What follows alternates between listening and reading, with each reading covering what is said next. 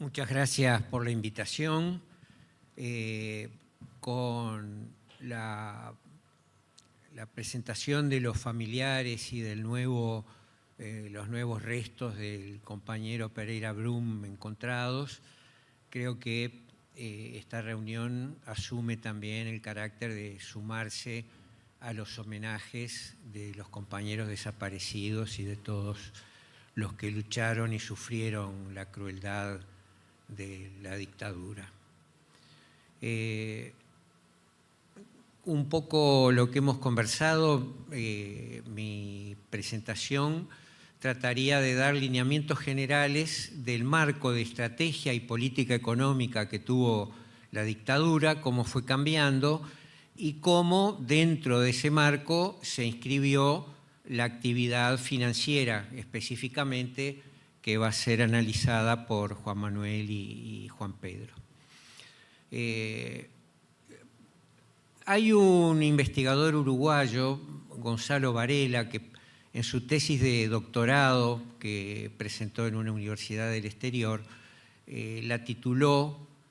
El golpe más largo, Uruguay, febrero de 1973, junio de 1973.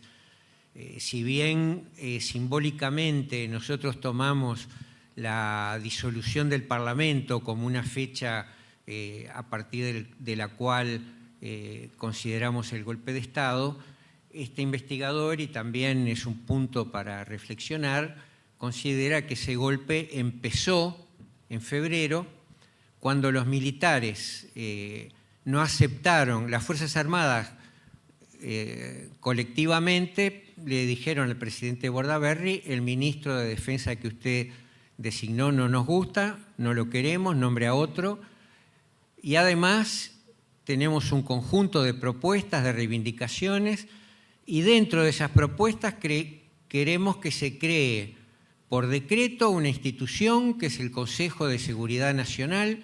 en la cual van a participar usted, 4 ministros y los 3 comandantes en jefe, que vamos a tener la supervisión general de los aspectos de seguridad que incluyen aspectos económicos y sociales. A partir de ahí, desde febrero empezó a funcionar el COSENA con esta integración, y cuando el Plan Nacional de Desarrollo 1973-77, elaborado por la Oficina de Planeamiento a fines del año 72, pasó a discusión, a consideración de este Consejo de Seguridad Nacional, y las Fuerzas Armadas aprobaron ese plan. Por lo tanto, después de disolver el Parlamento en junio, pasaron a refugiarse en ese plan, porque las Fuerzas Armadas tenían una experiencia amplia en gestionar cuarteles, lo que implicaba asesinar, torturar, hacer desaparecer los cuerpos, robar niños, pero no tenían la menor idea de cómo manejar el Estado, por lo cual sus ideas se refugiaron en ese Plan Nacional de Desarrollo, y a través de los llamados cónclaves buscaron la forma de implementar ese plan. Y así anduvieron más o menos a los tumbos. También designaron un oficial de enlace en cada uno de los ministerios, en cada una de las empresas públicas, o sea que el Estado Mayor Conjunto tenía una perspectiva global de lo que se estaba haciendo a partir de ese momento en todos los ámbitos estatales, y así anduvieron más o menos a los tumbos durante un par de años,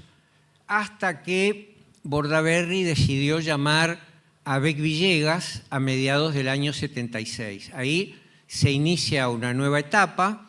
Beck Villegas había participado del plan de la CIDE como encargado del sector transporte, tenía un doctorado en economía en la Universidad de Harvard, había asesorado a la dictadura brasileña,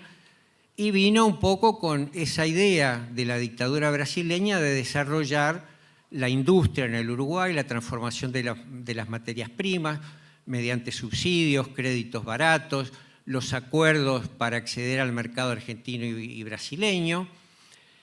Y en un contexto en el que se había multiplicado el precio del petróleo, con lo cual las importaciones uruguayas de petróleo eran muchísimo más caras, el comercio exterior era deficitario, pero los países árabes, los países exportadores de petróleo, sobre todo los países árabes, Arabia Saudita en particular, recibían una lluvia de dólares que no sabían cómo gastárselo en un corto plazo, los reciclaban en bancos europeos, de estos a bancos norteamericanos, y de ahí a una gran oferta de crédito que los bancos de todo el mundo andaban buscando clientes desesperados, con lo cual, cuando en junio de 1975 Beck Villegas resuelve liberalizar el movimiento de capitales y el movimiento del mercado cambiario en el Uruguay, es decir, que a partir de ese momento cualquier persona podía ingresar al Uruguay con cualquier cantidad de dinero, por cualquier motivo, en cualquier moneda, depositar dólares, cambiarlo a moneda uruguaya y cuando quisiera podía volver a cambiarlo a dólares, a euros y llevárselo. Es decir, esa total liberalización del mercado cambiario y de capitales le dio una nueva tónica a la economía uruguaya en ese contexto, donde la oferta mundial de crédito era abundante y los bancos trataban de buscar clientes para esos recursos que reciclaban los países exportadores de petróleo.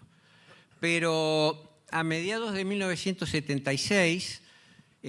cuando Bordaberry renuncia, Beck Villegas lo acompaña. Renuncia al Ministerio de Economía y Finanzas y acompaña a la dictadura como consejero de Estado, como embajador en Estados Unidos, hasta que 2 o 3 años después lo vuelven lo traen. Y al irse Beck Villegas y sustituirlo su subsecretario, el contador Valentín Arizmendi, como ministro de Economía, un contador que no tenía mucha idea del funcionamiento de la economía, acompañado por el presidente del Banco Central, José Gil Díaz, que era un estudiante de economía, que después se graduó estando como presidente del banco, que sí tenía idea y que tenía un gran apoyo y una gran admiración por las propuestas de la Universidad de Chicago, José Gil Díaz aprovechó la oportunidad para proponer la tablita. Un paso previo es decir, bueno, el Uruguay como país productor no tiene mucho futuro. Uruguay debería ser una plaza financiera internacional porque tiene una localización privilegiada entre Argentina, Brasil, grandes capitales, Paraguay, Chile. Entonces, desde aquí tenemos que generar una plaza financiera internacional. Para generar esa plaza financiera internacional se precisaba estabilizar los precios, porque si hay inflación, también se va modificando el tipo de cambio, un poco más, un poco menos. Si hay atraso cambiario, se generan otros problemas, como los que puede tener la economía uruguaya actualmente. Pero la idea es estabilicemos los precios. Para estabilizar los precios hay que estabilizar el tipo de cambio y para eso vamos a hacer un cronograma cambiario de acuerdo al cual el Banco Central del Uruguay se compromete durante los próximos 3 meses, 6 meses, 1 año a vender dólares a determinada cotización que está establecida en ese cronograma. Con esto le damos certidumbre al capital que sabe cuántos pesos va a tener cuando entra y cuántos pesos va a tener cuando sale,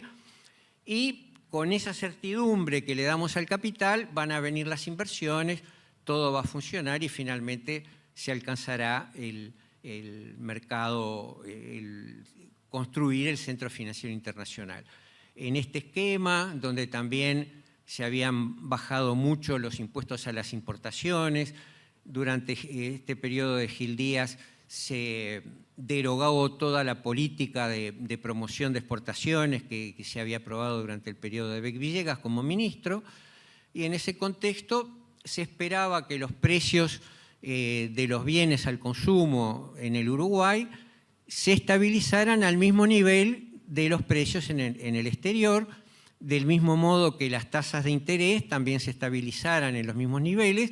porque la idea era que si una empresa uruguaya iba a un banco establecido en el Uruguay y le querían cobrar muy caro un crédito, podía ir a los Estados Unidos y le iban a dar un crédito más barato.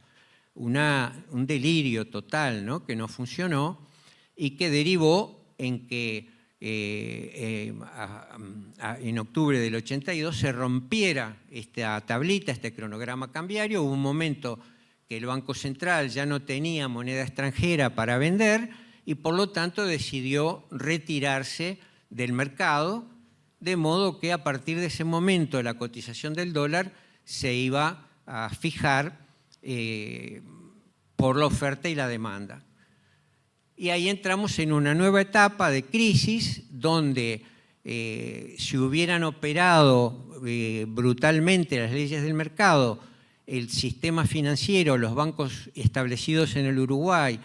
hubieran quebrado porque no le podían cobrar a sus clientes, a sus deudores, pero el Citibank y el Bank of America inventaron un salvataje para todos, que es lo que se conoce como la compra de carteras por parte del Banco Central. Ese fue el periodo final de la dictadura, con un alto desempleo, una caída del salario real, de las jubilaciones. En su momento, en 1984, en ese librito, yo estimaba que las transferencias que habían hecho los trabajadores asalariados y los pasivos hacia el capital eran aproximadamente 5.000 millones de dólares. Esos 5.000 millones de dólares del año 1984, lo que habían perdido los asalariados y los pasivos en el transcurso de los 12 años de dictadura más el periodo de gobierno de la presidencia de Bordaberry, llevados a dólares de hoy serían aproximadamente 20.000 millones de dólares.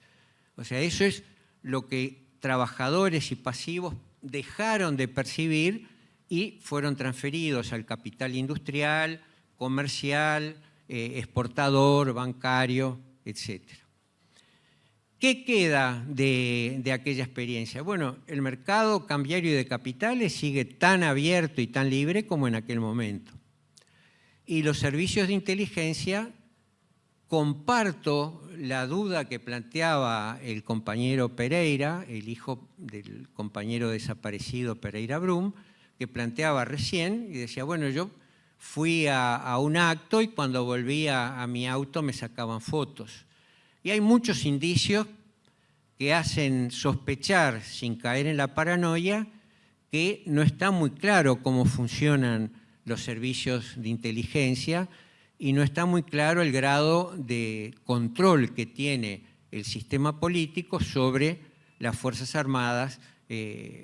como sería deseable en una democracia sin tutelas. Muchas gracias.